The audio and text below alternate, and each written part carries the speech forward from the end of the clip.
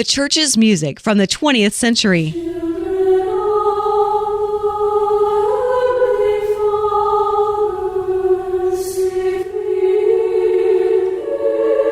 The 17th century.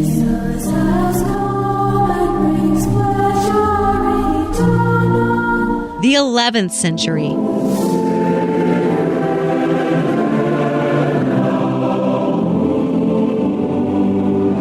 The 8th century.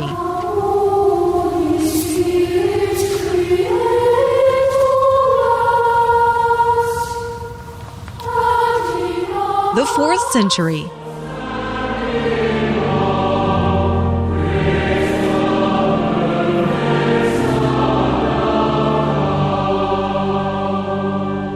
The best of the church's music from the past 2,000 years. LutheranPublicRadio.org.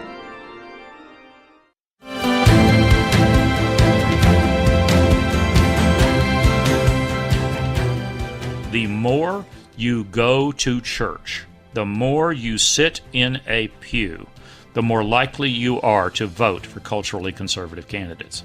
You're never God. Whenever you say that you are divine or you have this divine inner spark or this divine inner self, it's actually the devil persuading you, tricking you into thinking that you are God. When they got into the boat, Matthew records, there was a great calm. The ark, the ships, they're all pictures of the church. And I like to tell my members that I always feel the safest from the assaults of devil, world, and flesh when I'm in the divine service. In most secular worldviews, suffering is an ultimate evil, and it's to be avoided at all costs. It's a senseless interruption to a life of flourishing. But contrastingly, St. Paul redefines suffering as an intrinsic marker of Christian identity and of ultimate glorification.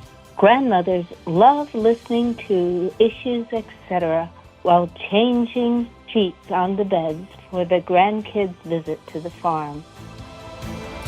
The roots of the American Republic go very deep, back to ancient times, Carthage and Rome and Venice. But the ideas, the refinement of these ideas of a republic, a divided government, really were refined in the Renaissance and the Enlightenment. And those ideas basically set the table for the American Republic. Greetings and welcome to Issues, Etc. I'm Todd Wilkin. Thanks for tuning us in live on this Thursday afternoon, the 20th of August. We'll conclude our four-part series on the rise and fall of the great republics. Dr. Thomas Madden of St. Louis University will be our guest. Then Dr. John Kleinig joins us for the beginning of a two-part series on Christian comfort for shame. Dr. Thomas Madden is professor of history at St. Louis University, author of the new book, The Fall of Republics, A History from Ancient Carthage to the American Constitution. Dr. Madden, welcome back. Thanks for having me. Remind our listeners as to the definition of this form of government, this mixed form of government, republic. Yeah, the term that I'm using is a very common one, but the one that I'm using in my new book is to mean republic as a mixed government republic. And by that I mean there are different institutions of the government or branches of the government which are separate and can check each other. So during the ancient world, when the republics are developed, these were the three simple systems of government. They were rule by one, rule by few, or rule by many. In other words, monarchy, aristocracy, and democracy. And although most governments would be one of those systems, in the mixed government republic, all three are put together, and each of them form a branch of the government which can then check the other branches. So you have a monarch who performs the executive functions, you have an aristocracy or a senate which performs usually deliberative functions, and then you have a democracy or a popular assembly, which is usually legislative. So those are the three branches. Now in the modern era, after Montesquieu, this is tweaked, and instead of those three, monarchy, aristocracy, and democracy, instead it becomes executive, which was the monarchy, and then legislative, and then judiciary. So in other words, the judiciary is split out and it becomes a separate institution of the modern mixed government republic. How was the idea of a republic, especially as they reflected back on the Roman Republic, how was that idea regarded by Enlightenment thinkers? Most Enlightenment thinkers were very keen on the concept of republic. Now, when we're looking at the main period of the Enlightenment, so the 17th century and then going into the 18th century, this is still a world which is, for the most part, run by absolutist monarchs. So the idea of building a republic is very countercultural. That's not where the march of history is going. The great powers, like in France or in Habsburg Austria, these are very powerful absolutist monarchs. And those are the ones that are ruling much of the world after the exploration period. Also in England, you have absolutist monarchs too. So the idea behind them among intellectuals was to try to recapture the republics that had existed in the ancient world, but also the republic that they could all still see in Venice. Venice had a republic that was approaching 1,000 years old. It was clearly an example of a very stable system. And then that mixed with, these were all men educated in the classics, mixed with what they knew about the ancient world, they were trying to find a way to craft new republics, governments that were mixed and that would not have a absolutist monarch. So they're pushing against this idea. I mean, the earliest of these thinkers really is the one that would have a major impact would be Machiavelli. Most people know Machiavelli because of The Prince that someone at some point forced them to read. But that was really just a small pamphlet that he had written. He spent much more time on a multi-volume work called The Discourses on Livy. And in that work, he reflects on the Roman Republic and what were the elements in the Republican form of government and what were the things that led the Roman Republic to decline and fall. And he's doing this with the idea of trying to craft a new republic and to give the basic foundations for later thinkers to come up with these ideas behind a republic.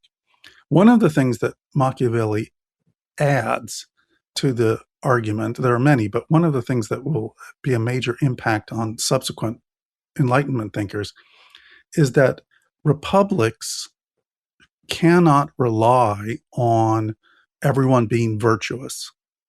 The idea that all of the citizens will be virtuous and they will maintain the republic is simply folly. And Machiavelli saw this firsthand in the failed attempt to create a mixed government republic in Florence, which had fallen apart.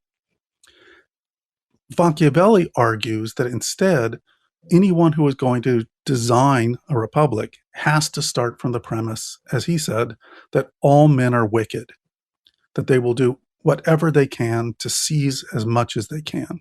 So he has a very pessimistic view of humans. Now, he doesn't think everyone is evil, but he argues that you must assume that everyone is wicked and will try to break the system as they can. So the system itself must pit those desires and dynamics against each other.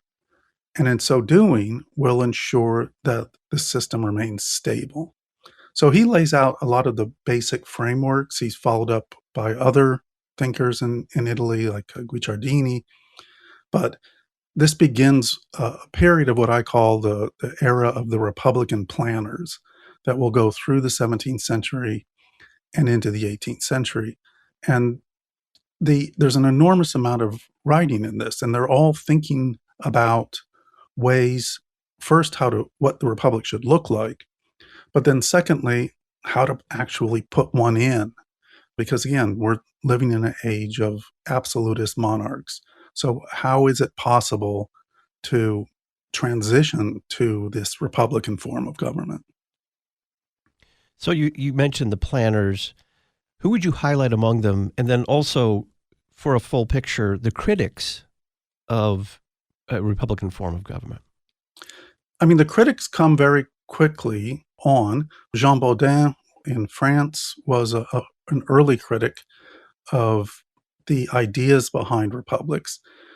His argument was that the core of a government is indivisible, that sovereignty that is at the core of government is indivisible.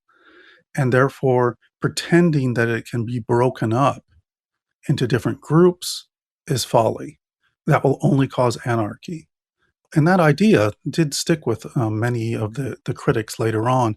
Another major critic was Robert Filmer, who wrote a treatise called Patriarchia. And his argument was that all government is based, above all, on the most basic human organization, which is the family, and that the government is just a much larger version of that, built on families. And the family, according to the Bible, the head of the family is the father. He is the pater familias. And only he is the one with the authority. So therefore, the king should have that ultimate authority in the same way that the father has that authority in the family. So there were definitely critics. There were others as well, like Thomas Hobbes. But the main Republican thinkers, I think, that would have the most effect on modern Republican governments really come out of England in the 17th century. Now, that was a surprise because the real intellectual energy during the Enlightenment was really in France.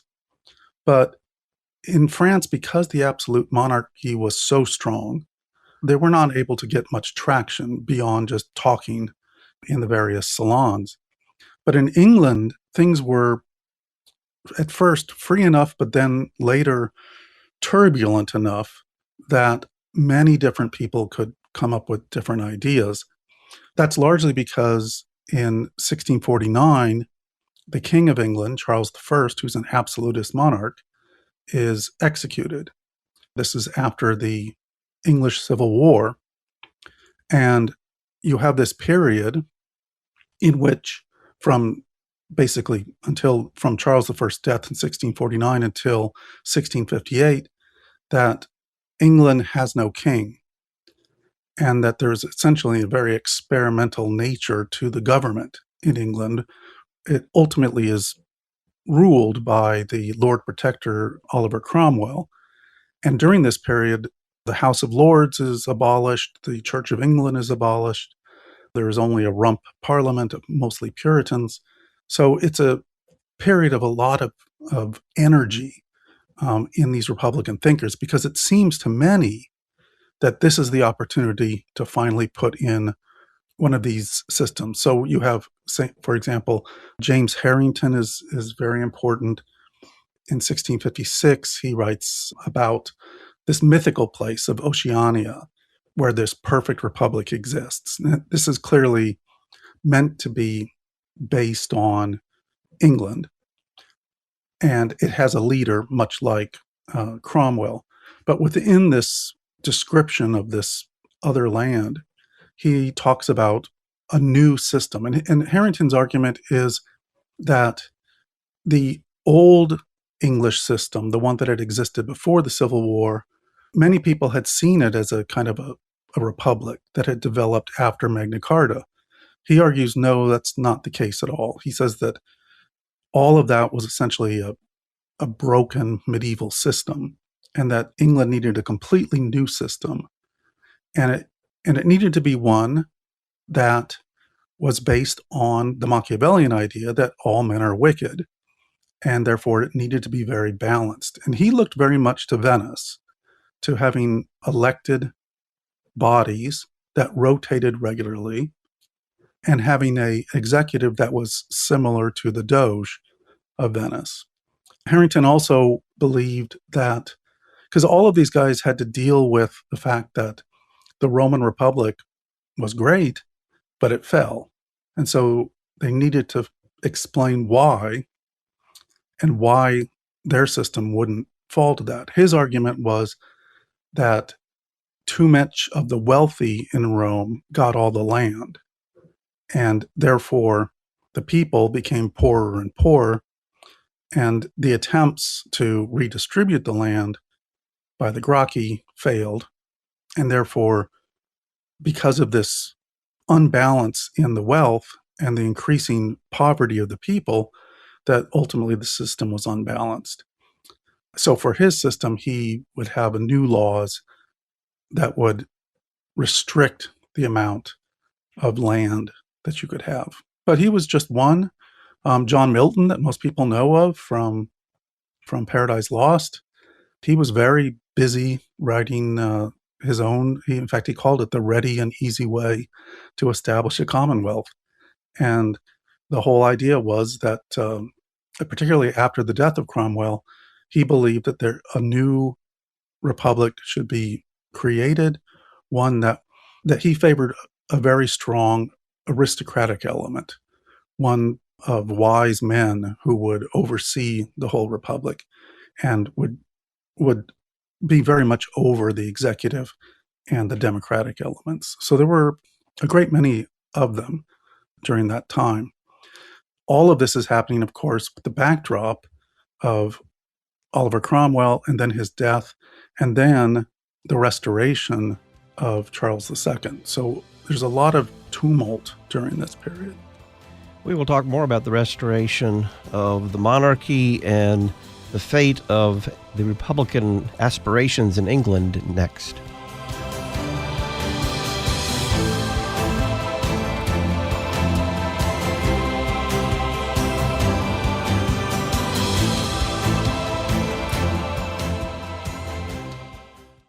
Here's an easy way for you to help us contend for truth in an age of anti-truth. Subscribe to the Issues Etc. podcast with YouTube, Spotify, and Apple. Just type Issues Etc. in the YouTube search engine and click subscribe. For Apple and Spotify, type Issues Etc. in the search engine, hit follow, and leave us a 5-star review. Help us inform other podcast listeners by subscribing to the Issues Etc. podcast with YouTube, Spotify, and Apple. The Lutheran Church Missouri Synod's Life Ministry cares for pregnant women sharing the love of Christ. Listen to Pastor Ed DeWitt with Redeeming Life Outreach Ministries. One of the first residents we had said to me, "Pastor, why do you do this?" And I said, "Just stick with me through this class, and when we're done, you'll understand completely." Many of the women, as they go through the instruction, when we get to that part about baptism, they're like, "Pastor, I want that for my baby. I want my baby to be adopted into God's family." God's Mission Here, lcms.org/national mission. Your comprehensive source for information, teaching, and truth. You're listening to Issues Etc. Your church service, sanctuary, and congregation are all unique, so why settle for low-quality recordings when your organist is unavailable? The substitute organist service from Church Music Solutions is genuine organ leadership using your instrument with your specific selections when you need it. Log on to churchmusicsolutions.com and request a free demo kit to allow you and your members to use the substitute organist service without obligation and without a sales pitch. Keep singing with Church Music Solutions. Truth, freedom, vocation. Concordia University Chicago offers affordable graduate degrees centered in Christian truth, and our new Advance with Purpose scholarship makes them even more affordable. Employees of Lutheran Church Missouri Synod organizations and RSOs receive a 50% tuition discount on any graduate degree. Learn more at cuchicago.edu/advancewithpurpose. Concordia Chicago. With Christ at the center, we stand tall for the church.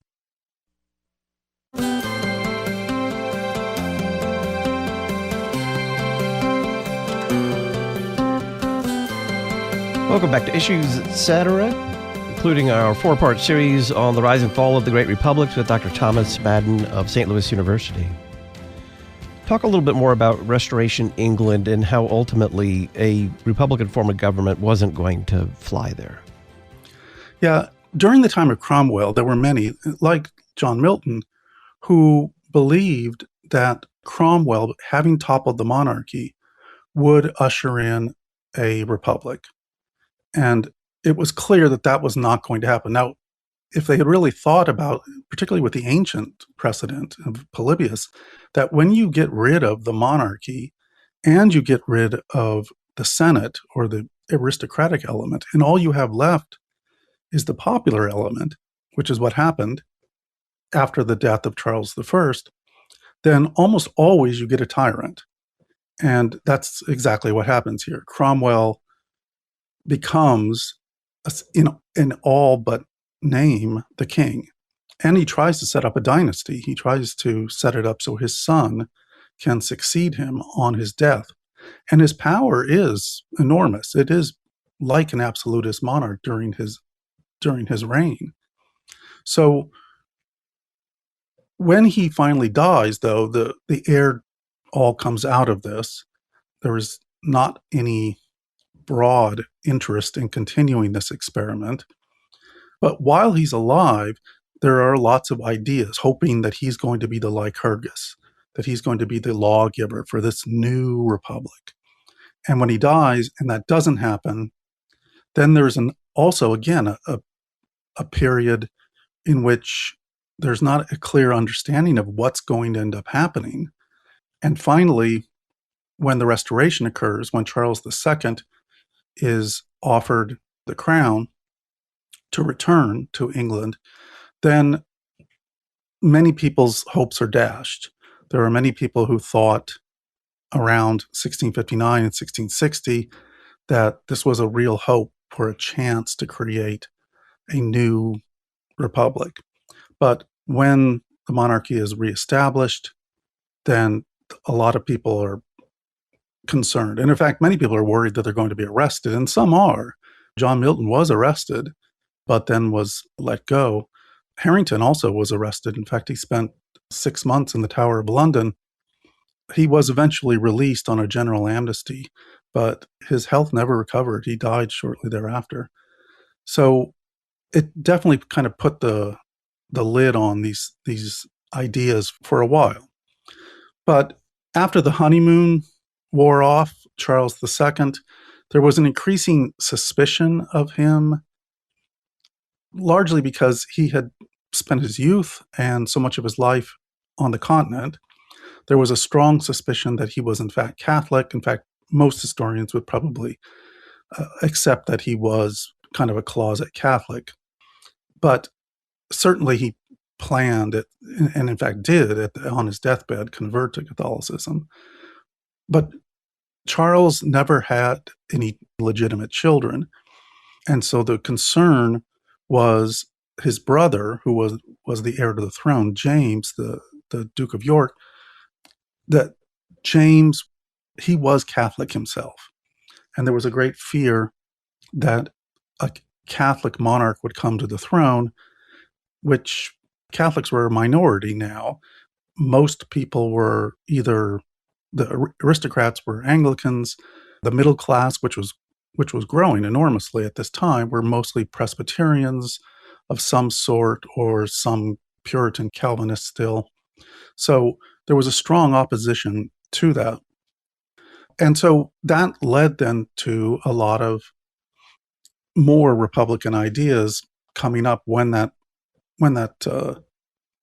honeymoon wore off. One of the big ways that you saw this was in 1679, when in Parliament they began debating what's called the Exclusion Bill. And the idea was to exclude James from the monarchy. And Charles kept dissolving the Parliament whenever they debated this. But this really broke England into a two-party system. This is really where you get the two parties of the Whigs and the Tories. And it was a very fierce fight over whether James should be excluded or not. And so when everything, again, was in flux, you have various Republican planners. So, for example, like Henry Neville, who writes Plato Redivivus in 1681. And that is actually it's a dialogue between three different people one of whom is a Venetian who is there to talk about various types of governmental systems. And in fact, many of these thinkers got together regularly in England, in London at the time. They had a meeting they called the Rota Club, where people would pitch Republican plans for the government. And so Neville, in this treatise that had really a big impact on people, it lays out this kind of model that came out of the Rota Club. And again, it's based very much on the Venetian model. Another of them, of these writers around this time, was Algernon Sidney. Sidney was he didn't actually publish his because it became a kind of a difficult period at the time, but his argument was that it was very much in favor of the Republican system, but he also argued in his treatise that anytime a monarch was acting in ways that were contrary to the people's rights, that the people had the right to change their government. And so after 1683, there was an attempt on the life of the king called the Rye House Plot. And it's possible Sidney was involved in it. It's not exactly clear, but the attempt to try to kill the king and his brother failed. But Sidney was arrested, and his manuscript was used as evidence, even though it was unpublished, and he was executed. So he became a kind of a martyr to the cause of republicanism. Ultimately, though, Charles II died.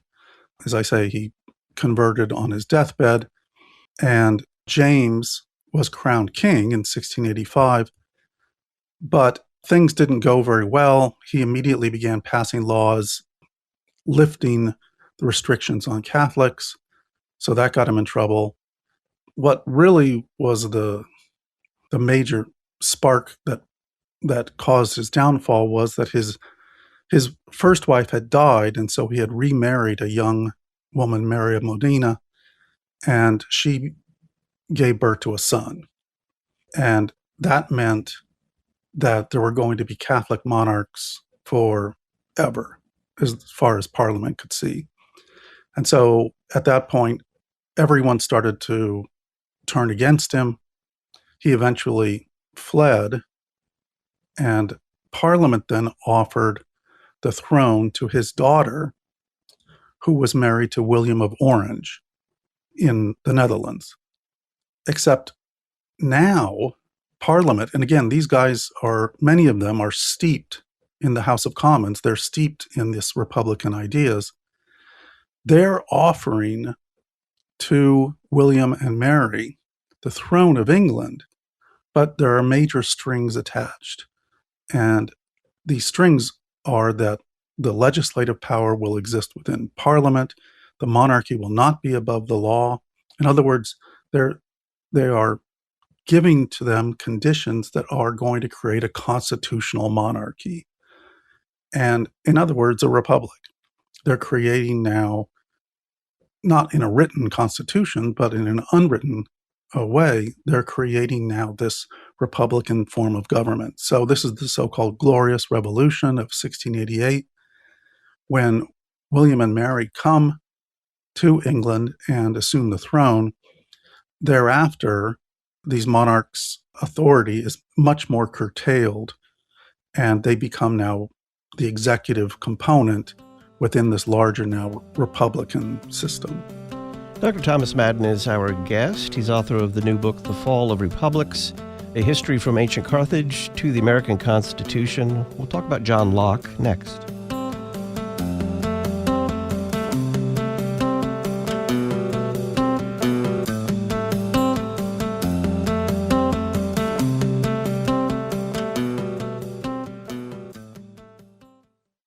We're going to have to be vigilant on two different fronts. We're going to have to defend the truth about the human person, made in the image and likeness of God, created male and female, created for marriage. We're also going to have to defend our freedom to live according to those truths.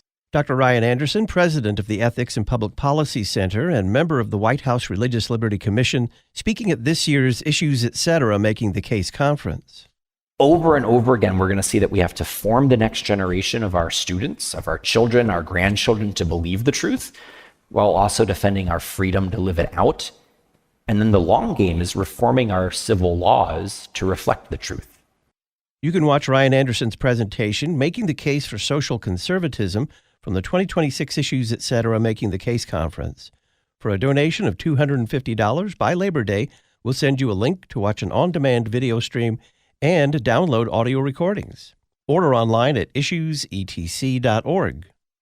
Have you ever wanted to enter a program that teaches right habits and intellectual rigor as you apprehend the beautiful, the good, and the holy, all the while learning classical languages and reading classical texts?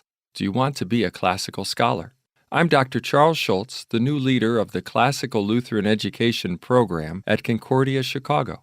Learn more about this program at CUC by visiting cuchicago.edu, cuchicago.edu. This is Dr. John Bombaro inviting you to join me Saturday, September 12th for an apologetics workshop at Zion Lutheran Church in Muscuda, Illinois. I'll be leading a seminar on the liturgical encounter. Other presentations include the theology and culture of worship and musical catechesis. Registration is only $20 and includes a light breakfast and lunch. Learn more about Worship as Apologetic Saturday, September 12th at zionmuscuda.org. Quality, quantity, qualified. You're listening to Issues Etc. You may be one of those pastors who need to be refreshed and refueled because of your parish ministry. Issues Etc. regular guest, Dr. Charles Gieshen. Concordia Theological Seminary has a wonderful program, not only in continuing education during the summer, but in a advanced study program called the Doctor of Ministry. And it's a very practical program because it focuses on congregational ministry. It incorporates biblical theology with the ministry of the congregation. It's also very accessible for pastors, and it's also affordable. You can major in pastoral care and leadership, teaching and preaching, or mission and culture. And we pray that pastors will take advantage of this program. Learn more about the Doctorate of Ministry program at ctsfw.edu or by calling 1-800-481-2155. Concordia Theological Seminary, Fort Wayne, Indiana.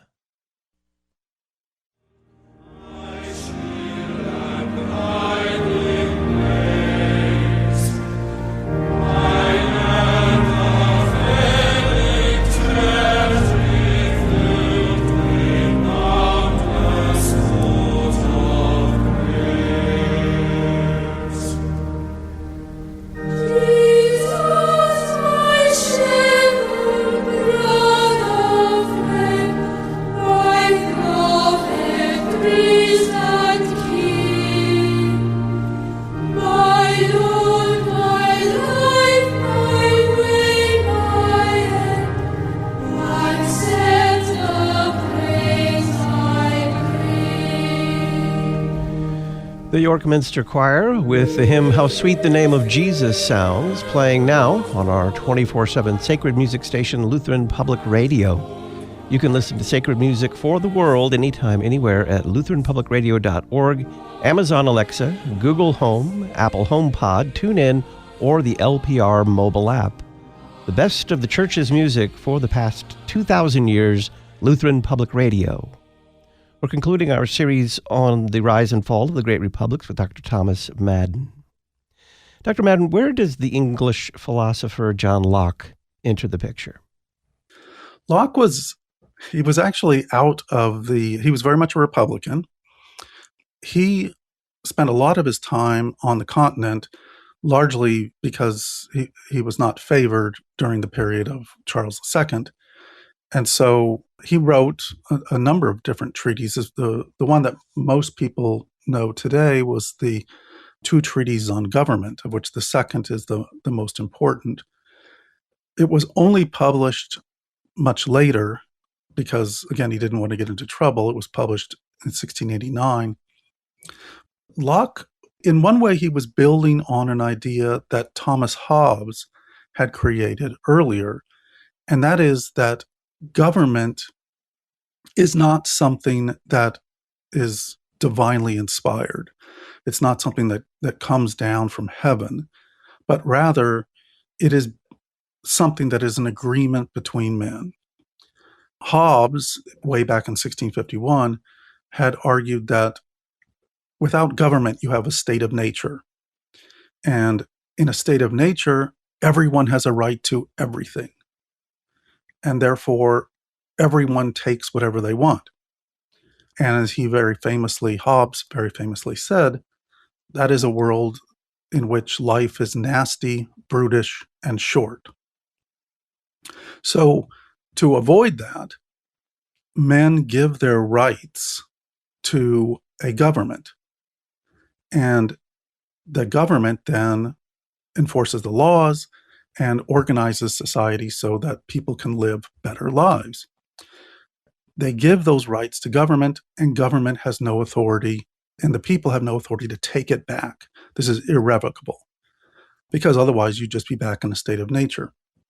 And so his argument was that government authority is singular. He thought monarchy was best, but it could be something else, but it couldn't be a republic. But that was given, and there was no way to undo it.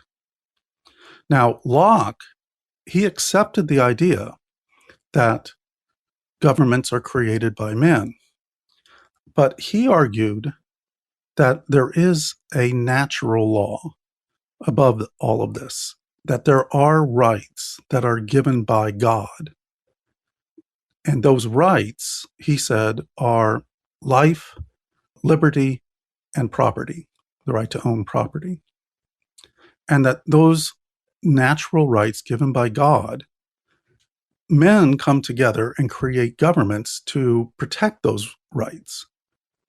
And men give many of their rights to everything to the government to enforce laws. However, they cannot give up those natural rights, those God-given rights. And when governments contravene those basic rights given by God, life, liberty, and property, then the people have the right to overthrow the government. In other words, to remove it, because it has acted contrary to the God-given natural law rights. And so it was read and was well commented on at that time. But as you can probably tell, this became something that the ideas would percolate over time. And ultimately, they would have a major effect on the founders of the United States. Because here you have men who do want to overthrow the monarchy. They're English subjects, and they want to overthrow the monarchy. And Locke's arguments fit very well with their idea that here the monarchs have acted against us. They've acted against our life, our liberty, and our right to own property, and therefore we are justified. And that's why it's enshrined at the very beginning of the Declaration of Independence. Now, they took out property and added pursuit of happiness to kind of democratize it a bit, but that's the basic idea that came from John Locke. Talk briefly about what was going on in France in and around this time, and especially the work of Montesquieu. Now, France, as we're coming into the 18th century, it is having increased. First, you had the peak of absolutism, and then as the 18th century wears on, the monarchy in France is becoming weaker and weaker. There's less and less money. France has less and less money at this time. And although France helps in the American Revolution and helps the United States win independence from England, there were many that believed that they shouldn't have spent the money, that it was because they were kind of tight on money at the time. But France was the area where many of these Republican ideas had percolated. And so when the French were looking at the English it was in some ways kind of embarrassing that the English had managed to put together a republic when they were still very much under the thumb of an absolutist monarchs. Now, Montesquieu, he was one of these, country gentry, a very wealthy man, not far from from the Bordeaux area, and he spent some of his time in England learning about the English system, but he spent a lot of time studying history. What his first major tract was about the rise of the Roman Republic and its decline.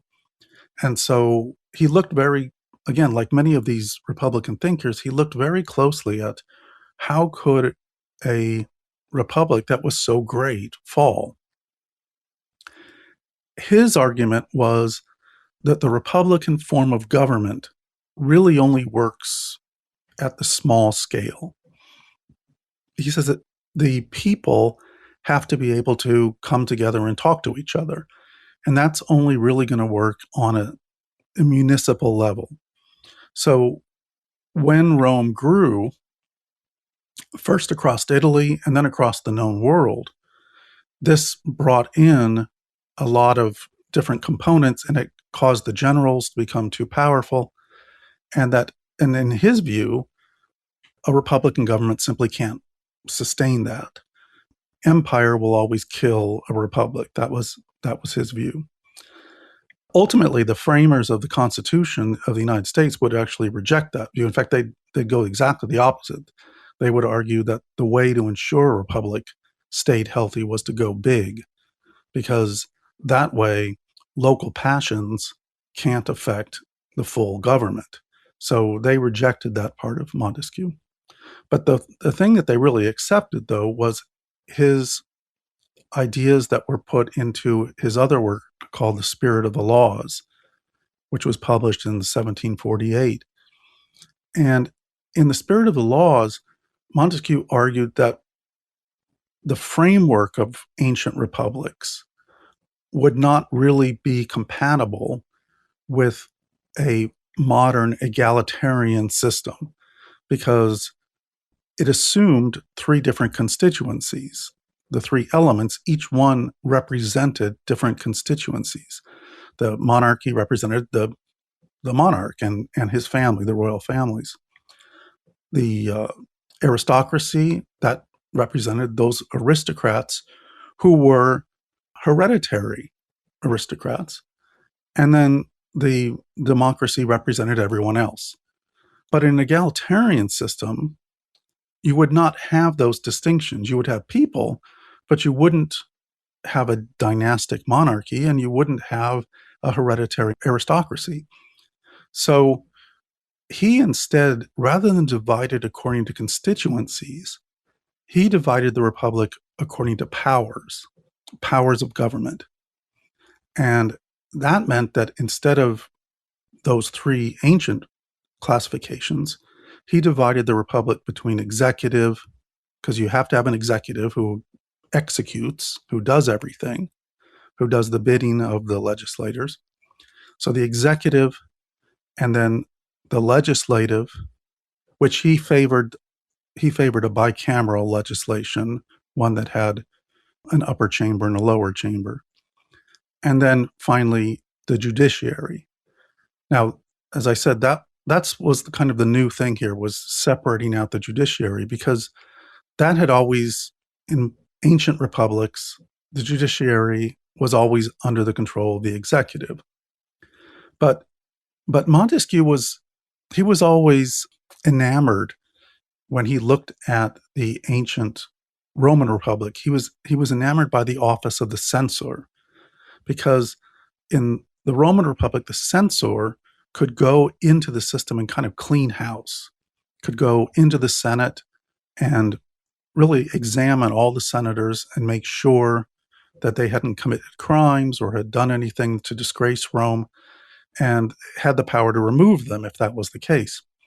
And so he liked that idea, although it did give a lot of power to a specific office. So in some ways, separating out the judiciary gave that power instead to this separate branch. which could then not only see to the enforcement of the administration of the law, but could also watch over the government to ensure that the other branches were not acting in contrary ways to the law. So when the framers of the U.S. Constitution met, they were very much taken by Montesquieu's work. In fact, they would always refer to him as the Great Montesquieu. And this idea, they quickly adopted it because this was something that they wrestled with. When they looked at putting together a mixed government republic, there was no monarchy. In fact, they had fought a war to get rid of monarchy. And there was no aristocracy. There was no hereditary aristocracy. So everyone is equal. So how do we put this system together? And Montesquieu gave them that idea.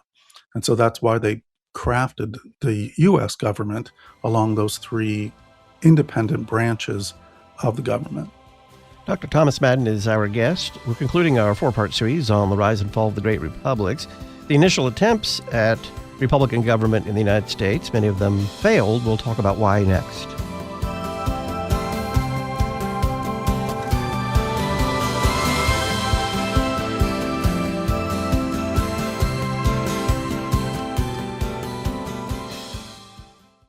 The church's music from the 2nd century. Shepherd of tender youth, guiding in love and truth. The 6th century.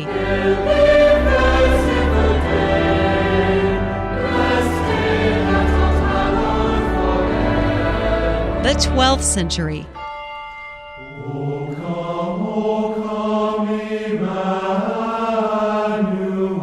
The 16th century.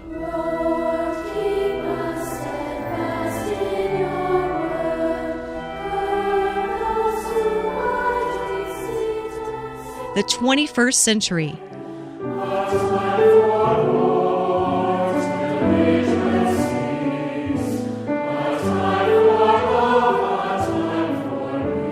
The best of the church's music from the past 2,000 years. LutheranPublicRadio.org. Often imitated, never equaled. You're listening to Issues, Etc. Hearing is taken for granted until you don't have it. It happens at all ages. Unfortunately, some are born deaf. Others lose it gradually. The end is the same, a world of silence. The Ephatha Lutheran Mission Society serves the deaf and hard of hearing domestically and internationally. They're the only recognized service organization in the Lutheran Church Missouri Synod devoted solely to the deaf of all ages. Learn more at elms-deaf.org. For nearly 140 years, the Lutheran Witness has taught the faith, defended it against error, and shown forth the great treasures of the Lutheran Church and biblical doctrine. We're continuing this legacy by publishing issues and articles that help you see the world from a Lutheran perspective and that teach biblical doctrine and show forth the treasures of God's Word. Visit our website to learn more and how to subscribe, witness.lcms.org. The Lutheran Witness, helping you interpret the world from a Lutheran perspective.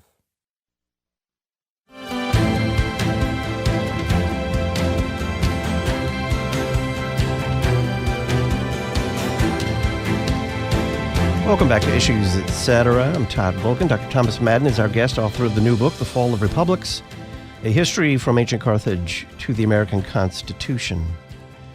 Dr. Madden, turning then to the American experiment, why is it that the Articles of Confederation and then some of the state constitutions attempting to establish republics failed? That was something that surprised the founders as well. John Adams was a firm believer that if they put together a properly formed republics and wrote them into existence, in fact, he talked about how amazing it was that they lived in the best of all times, that the greatest statesmen anywhere would have loved to have lived in that time where they actually just got to sit at their desk and write a constitution and put it into effect. And that's really what they were doing all across these new independent states. He, in fact, wrote largely the Constitution for the Commonwealth of Massachusetts. And yet these were beautifully written constitutions with these three different branches that checked each other. And yet all of them really collapsed, including the Massachusetts one.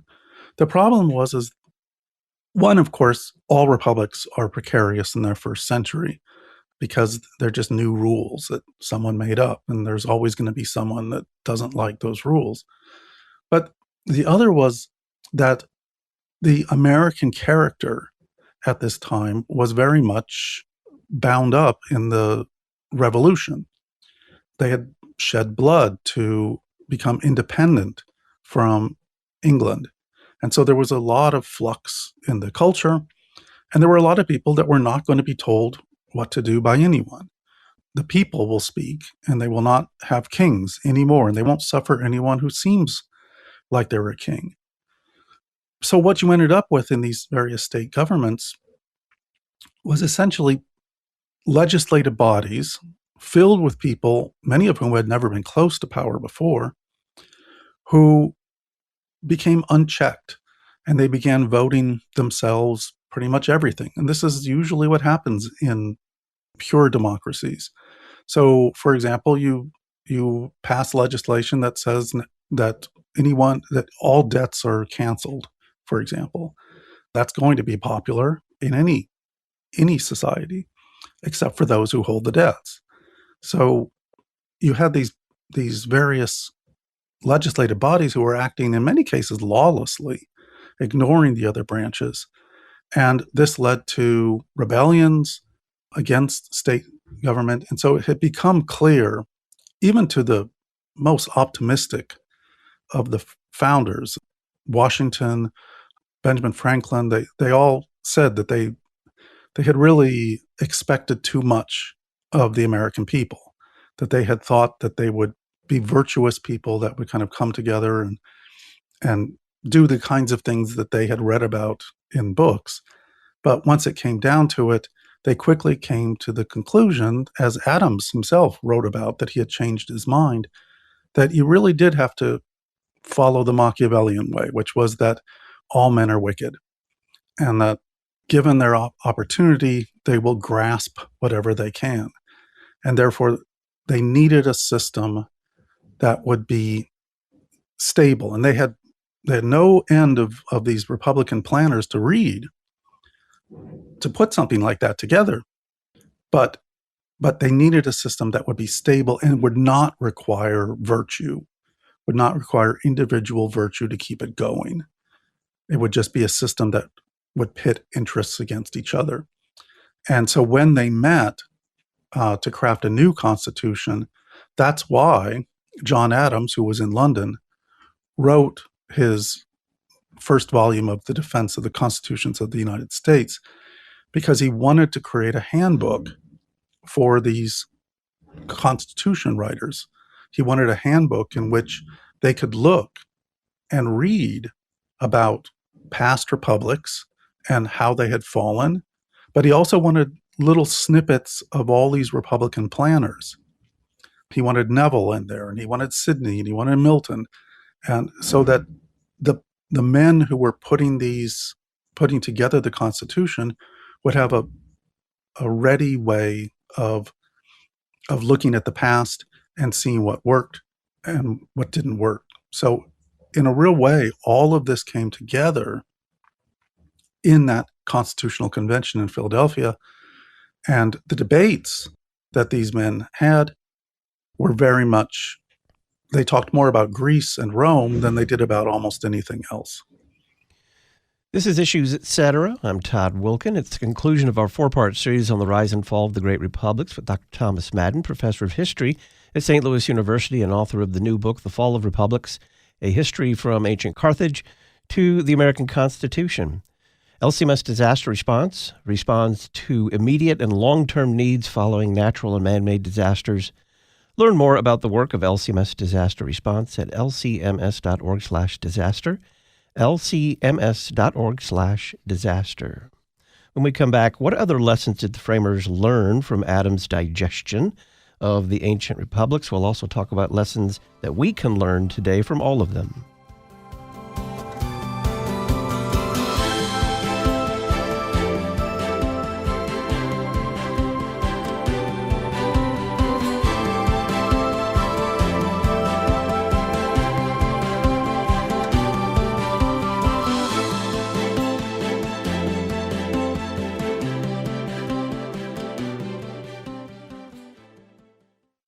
This is Molly Hemingway, encouraging you to listen to my favorite podcast, Issues, Etc.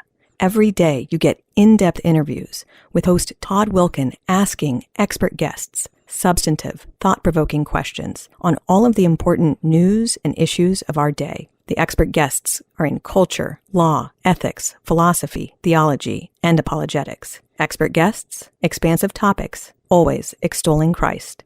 Issues, etc. Looking for high-quality church music settings? Look no further than Concordia Publishing House. We have award-winning settings for handbell, organ, piano, and choral groups, featuring a wide variety of options for the entire church year. Visit cph.org/music to find a great setting today.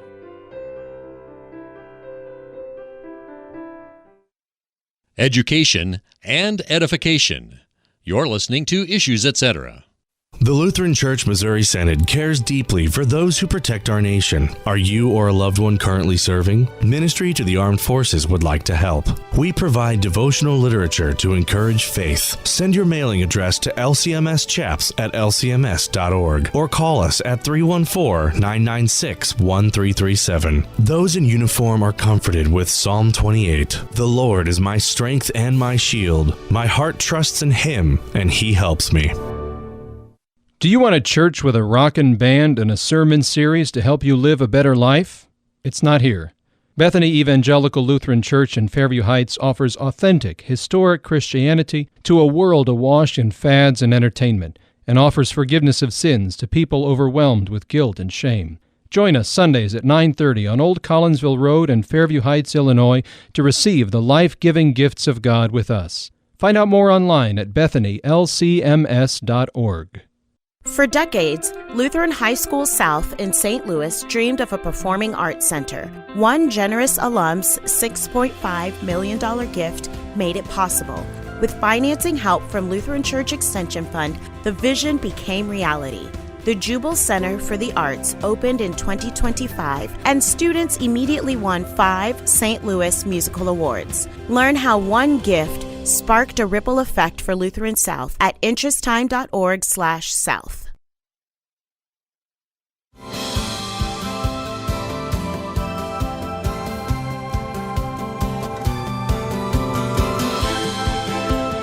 Welcome back. I'm Todd Wilkin. This is Issues, Etc. We're concluding our series on the rise and fall of the Great Republics with Dr. Thomas Madden. In about 15 minutes, we'll talk with Dr. Michael New about the pro-life movement in blue states and the problems it's having there. And we'll begin a 2-part series on Christian comfort for shame with Dr. John Kleinig. Dr. Madden, what other lessons did the framers learn from Adams' digestion of the ancient republics? The main thing was they saw the danger from Adams. They saw the dangers that could lead to the fall of republics. And so the dangers were in any one of the branches taking control of the other branches. So they were concerned about the tyranny of the executive. In other words, that the executive would become so powerful that he would take over. They were concerned about the tyranny of the people because they had seen that in the various state governments of the Articles of Confederation. And they also, many of them knew that it had been essentially populist demagogues that had led to the decline of the Roman Republic. So they were worried very much about that too. Interestingly, they don't seem to have been too worried about the tyranny of the aristocracy. That was actually, at the time, it was commonly believed that Venice in its late stages, because Venice was still around when the United States was formed, that Venice in its late stages had essentially been captivated by its aristocracy. Now, Venetian historians like myself would dispute that, but that was the common belief. Thomas Jefferson talks about it. And in fact, every time Venice comes up in the Constitutional Convention, it generally has to do with that, the idea that it had simply been captivated by its aristocracy. But the framers of the Constitution don't seem to have been too worried about that, probably because there was no hereditary aristocracy in the United States, and also maybe because they saw themselves as part of the aristocracy, which they were, and they just didn't see any threat from that quarter. But they were mostly concerned about the executive and the people. So for the executive, they could easily look at Rome and see, generals who had become emperors, and because of their control over the military, they took over control of the government. And so they were very worried about a Marius or a Sulla who would take the American military and use it against the government. And so to ensure that that did not happen, they gave the authority to one president. There had been talk about doing a committee instead. It's like a 3-man committee or a 2-person, the way the Romans had done. But they insisted, though, that, and the final argument was that one person would be accountable. 2 people, they'll just blame each other. One person can be accountable, and that way, if they do something that's wrong, they can be blamed and they can be dealt with. They can be impeached and removed. So putting that power into one person who would stand for election every 4 years, who would be commander-in-chief. They wanted the president to have the commander-in-chief role because they didn't want a dictator, which is what the Romans had done. They didn't want to have a special office for emergencies. So they wanted him to have the authority to use the military to deal with issues rapidly as they came up and lawfully. So to have that also meant that you risked him using the military to make himself a king. And so they hemmed him in other ways. The biggest one, of course, was the purse strings. That is, Congress, all funding comes through Congress.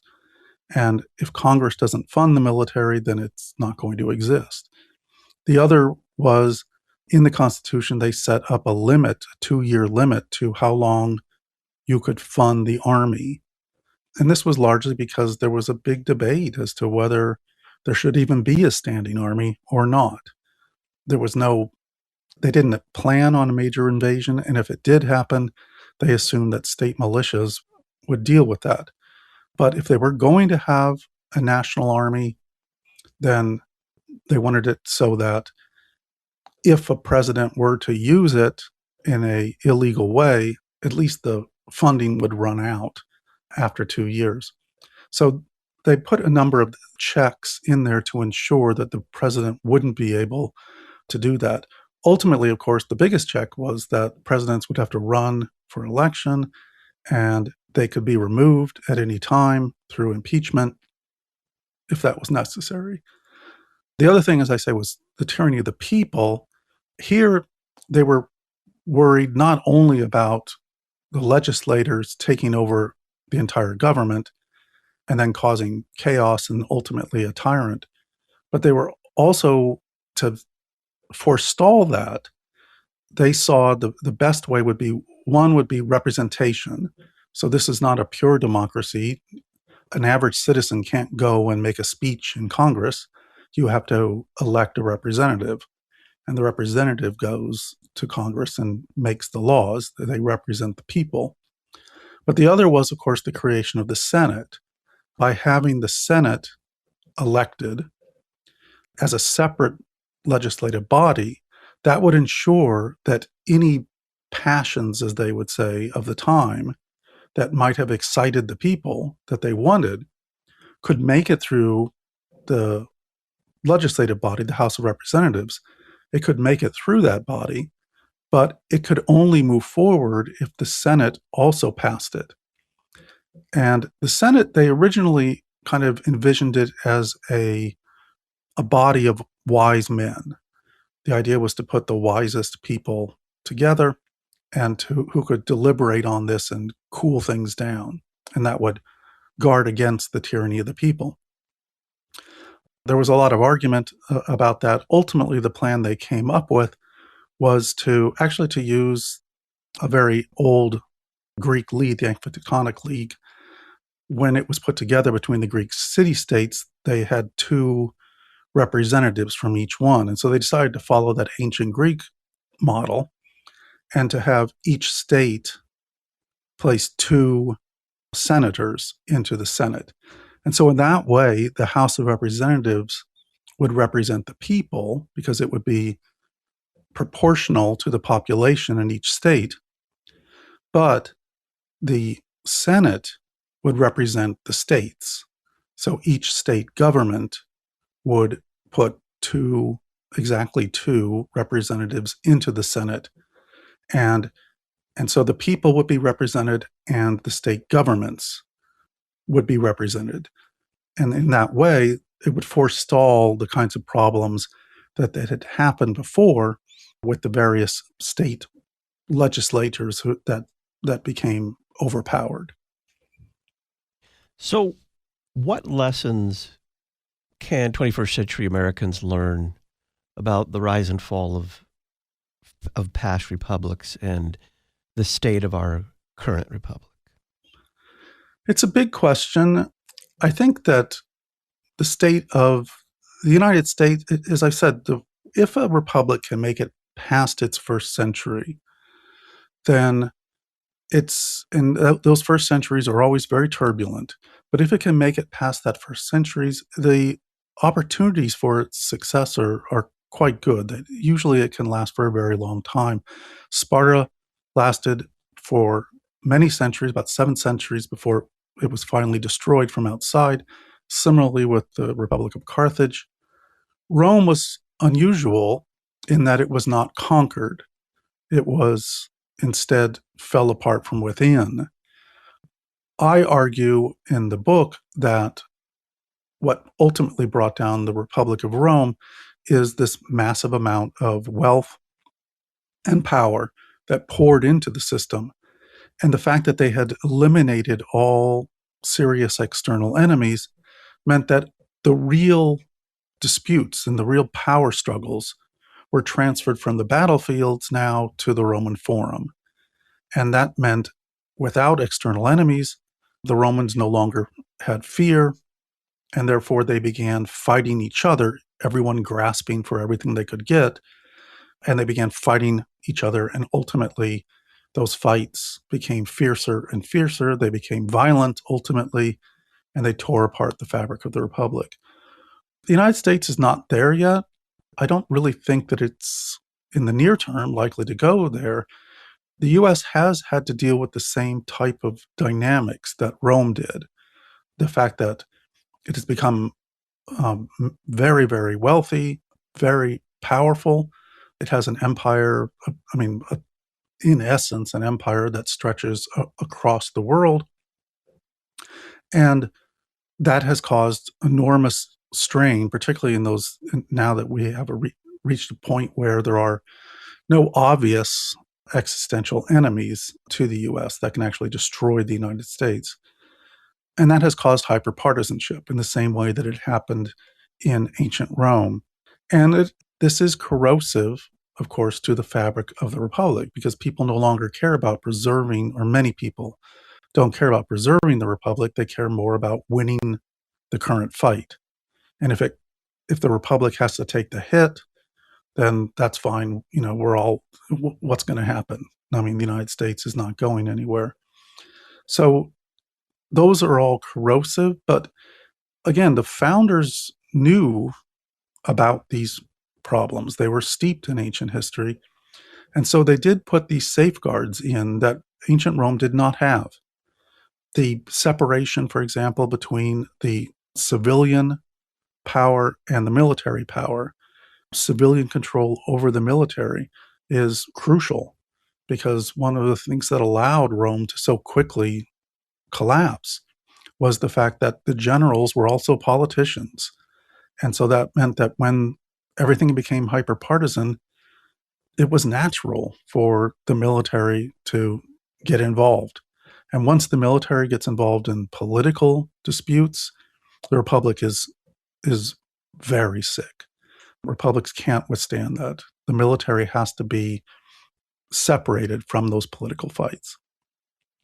So thus far, I think the United States has done very well, particularly given the strains that are on it. But it does mean that people need to pay attention to these problems. I also think that it would be very helpful. Since the days of Aristotle, it's been well known that the way to strengthen a republic is to ensure that people are educated in the republic's history, both the good and the bad, and that they understand the Constitution and the system of government, because otherwise they don't know what it is that they're protecting. And that, I feel, in the modern era, it's something that Americans could work on. There is not much good, honest U.S. history being taught any longer in schools. Most universities don't even require history anymore of any kind, let alone American history. Civics are almost never taught any longer. So you reach a point where most Americans are not even aware, except in the vaguest way, of how their constitutional republic works. And that's dangerous. It's important that people do understand it so they know what it is that protects their life and livelihood, but also so that they can understand it and defend it. Finally, what do you make of the calls today? And it comes from occasionally, depending on what party holds power, calls for radical changes to the structure of our constitutional republic, namely eliminating the Senate or eliminating the Electoral College and other such measures that really, besides from being impossible politically, really demonstrate a failure to understand what the framers had in mind, what lessons they had learned from republics of the past. Yes, I agree with that completely. The idea that, first of all, it's completely unworkable to abolish the Senate or to recreate the U.S. government in that way. You would have to, that's beyond amendments. You would have to have a constitutional convention, and there's simply no desire whatsoever for something of that sort. But it also demonstrates, I'm sorry to say, the lack of education that we give to people nowadays. The fact that all of these ideas have been worked out for centuries upon centuries. All of that wisdom is there to read. It's just no one really knows about it. The idea to remove the Senate and to create, as people have been talking about with the DSA arguments, would be to create, in essence, an ancient form of the pure democracy. And that was what the framers feared most, because pure democracies will always lead to tyrannies. Athens, which was a pure democracy, regularly, in fact, they built it into the system where they would regularly bring up and then bring down tyrants, and those tyrants would have to fix the problems that had occurred. Now, sometimes in very good ways, but nevertheless, it's not a system that you can really build on. So if you want to ensure that you get a tyranny, that would be my first plan, would be to remove the Senate. In fact, I just wrote an op-ed. I'm going to post it on my Substack soon, but it's on this topic and how even in the ancient world, they knew that removing those checks to the tyranny of the people was the surest way to head not to a beautiful, as Polybius said, you create a government which sounds the sweetest of all, democracy and freedom, but actually becomes the worst thing of all, which is mob rule. And mob rule always leads to tyranny, every time. Dr. Thomas Madden is professor of history at St. Louis University. He's author of the new book, The Fall of Republics, A History from Ancient Carthage to the American Constitution. For more information on this book, visit the Talk On Demand archives page at issuesetc.org. Dr. Madden, thank you very much for the book. It's excellent, and for another great series. Thank you. It was great to be here with you. We will talk about the pro-life movement's blue state problem with Dr. Michael New of the Charlotte Lozier Institute next.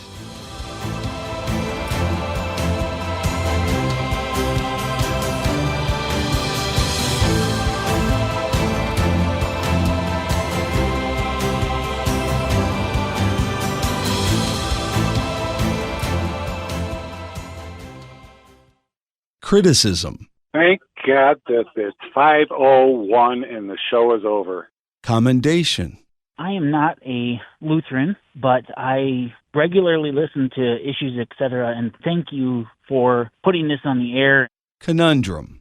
A Catholic friend has come to our LCMS church, and he said, "Why do you say very God, a very God?" And I couldn't think of a good answer. The Issues, Etc. comment line, 618-223-8382. At the heart of Lutherans for Life is good news. Good news that brings hope to a culture so focused on death. Lutherans for Life equips Lutherans and their neighbors to be gospel-motivated voices for life. Lutherans for Life believes God gives the gift of life to all people, from the moment of conception until natural death. Learn more about how you and your congregation can help bring hope and healing to all the life issues through a wide variety of resources and caring activities at lutheransforlife.org. Contending for truth in an age of anti-truth. You're listening to Issues, Etc. Have you ever wanted to enter a program that teaches right habits and intellectual rigor as you apprehend the beautiful, the good, and the holy, all the while learning classical languages and reading classical texts? Do you want to be a classical scholar? I'm Dr. Charles Schultz, the new leader of the Classical Lutheran Education Program at Concordia, Chicago. Learn more about this program at CUC by visiting cuchicago.edu, cuchicago.edu. Did you know that we send out an email each week that details upcoming show topics? It's available for you to include in your weekly church bulletin. Just click the Issues, Etc. Journal logo at our homepage, issuesetc.org, and sign up to receive the church bulletin blurb. It's an easy way to invite your fellow parishioners to listen to Issues, Etc. issuesetc.org. Look for the Issues, Etc. Journal logo and register to receive a weekly bulletin paragraph from Issues, Etc.